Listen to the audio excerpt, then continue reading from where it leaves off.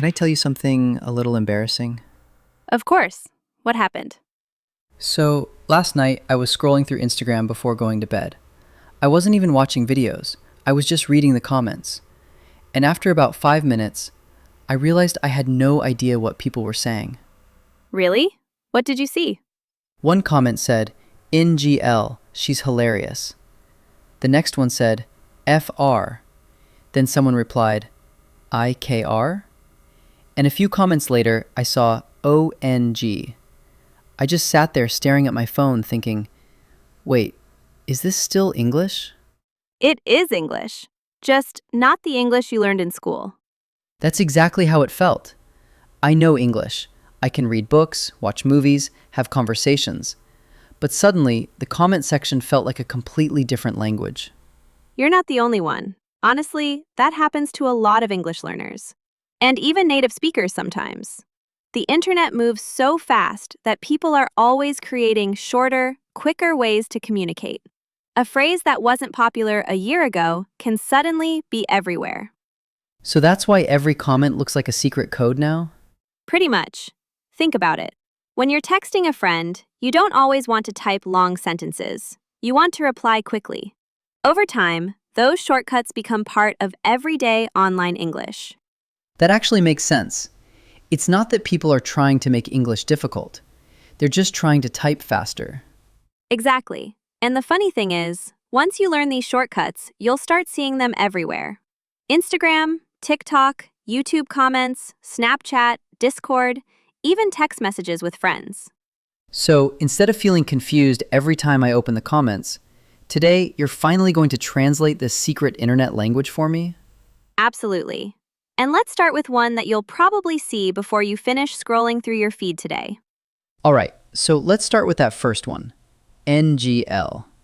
I feel like I've seen it hundreds of times, but I never stopped to figure out what it actually meant. It's one of the most common internet abbreviations you'll ever see. NGL simply means not gonna lie. People usually say it right before they're about to be completely honest about something. So it's almost like saying, honestly. Exactly. Imagine your friend recommends a new cafe. You don't expect much, but after trying the coffee, you text them. NGL, that coffee was amazing. Or maybe you start watching a TV show because everyone keeps talking about it. At first, you think it's probably overhyped. But after a few episodes, NGL, I'm kind of obsessed now. I do that all the time. Sometimes I don't expect much, and then something completely surprises me. So instead of saying, honestly, I could just say, NGL. Exactly. It's casual, friendly, and you'll see it everywhere online. Okay, but here's something I've noticed. People don't just write NGL. A lot of the time, the next word is IMO.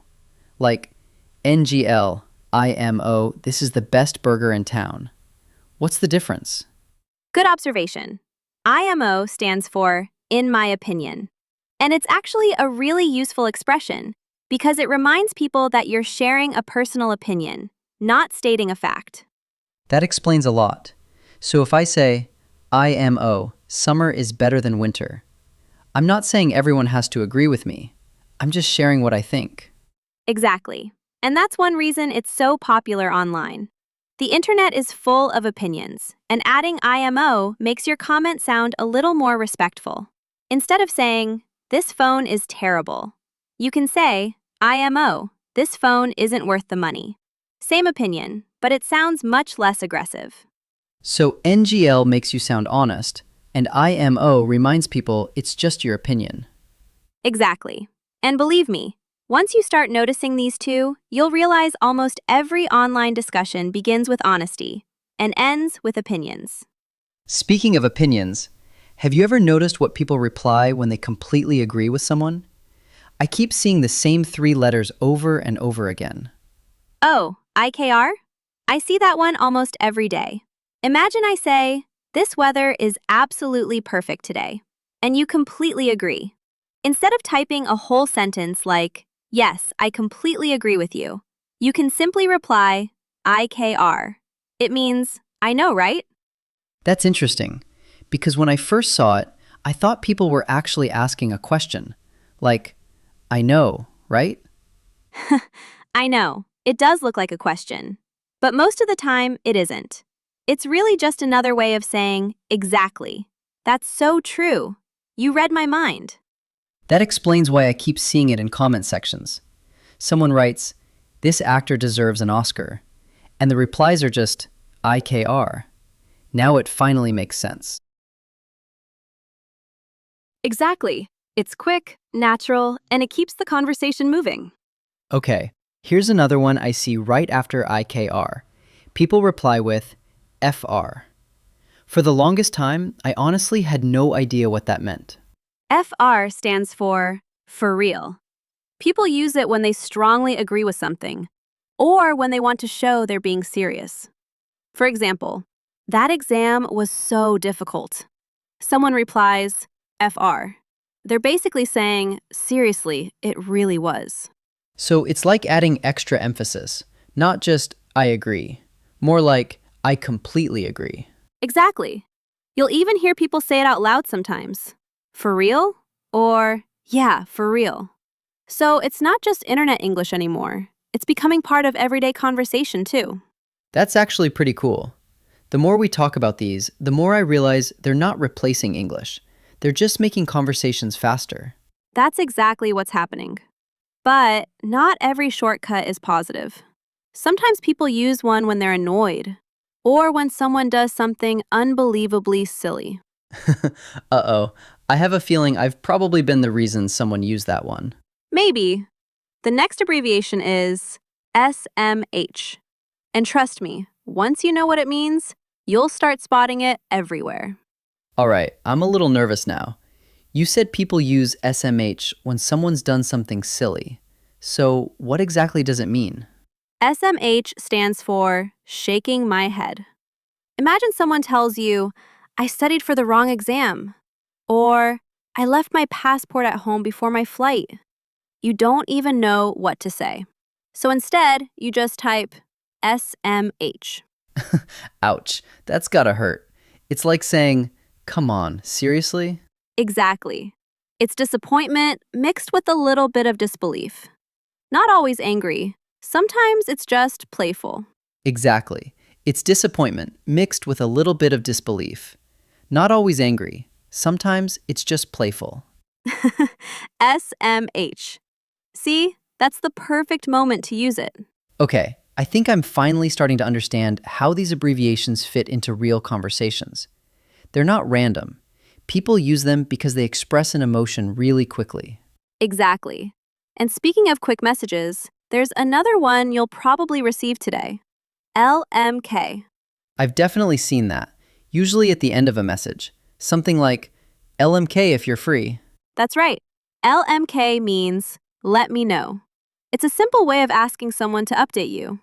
For example, LMK when you get home, LMK if you need any help, or LMK what time you're coming.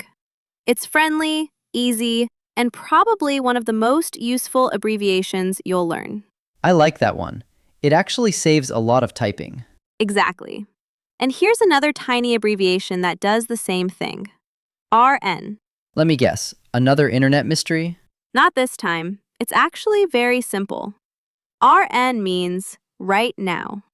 So if someone texts, I'm busy, RN, they simply mean, I'm busy right now, or can't talk, RN, I'll call you later. You know what's funny? These shortcuts look so confusing at first, but once you know them, they're incredibly logical. That's the thing about internet English. It only feels confusing until someone explains the pattern. After that, your brain starts recognizing them automatically. I'm actually looking forward to opening Instagram later. I have a feeling I'll understand a lot more comments than I did yesterday. You definitely will. But before you leave those comments yourself, there are still a few really common abbreviations you should know. One of them is something you'll probably hear at work, and another is the perfect way to end almost any conversation. So far, most of these shortcuts have been things I'd see on social media or in text messages. But you mentioned there's one that's common at work, too. Yep, and you've probably seen it in emails. ASAP. It stands for as soon as possible. Imagine your manager sends you a message saying, "Can you send me that report ASAP?" They're not saying this second, but they are saying, "Please don't leave it until tomorrow." So it's basically a polite way of saying, I need it quickly. Exactly. It's common at work, at school, and even between friends. Like, send me those vacation photos ASAP. My friends definitely text me that after every trip. See? You're already using these expressions without realizing it. All right, what happens when the conversation is over? There has to be a shortcut for saying goodbye, too. Of course there is. TTYL. It means talk to you later. Instead of typing a full goodbye, people simply write TTYL. It's casual, friendly, and perfect when you're ending a chat. I like that one. It's much warmer than just disappearing from the conversation. Exactly.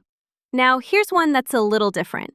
You might see someone post, "The first day at a new job, IYKYK," or "Airport security at 5 a.m., IYKYK."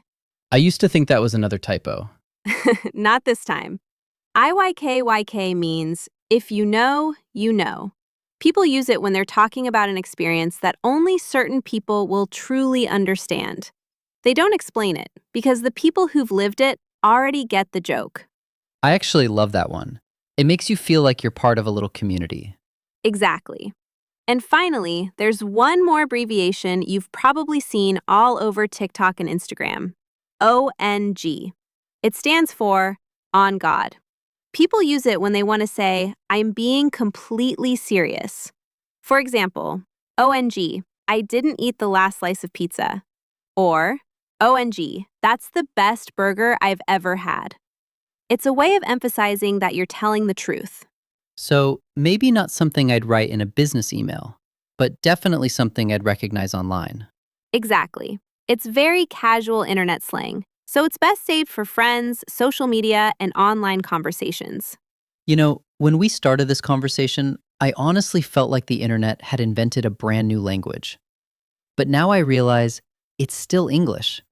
It's just faster, shorter, and a little more creative. That's the best way to describe it. Once you understand the shortcuts, you stop reading letter by letter, and you start reading the conversation naturally. NGL.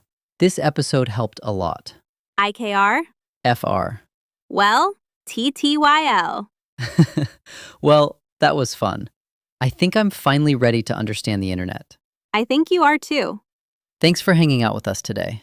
And if you enjoyed this conversation, don't forget to subscribe to English Coffee Podcast for more real English conversations. Take care. Keep practicing your English, and we'll see you in the next episode. Bye-bye.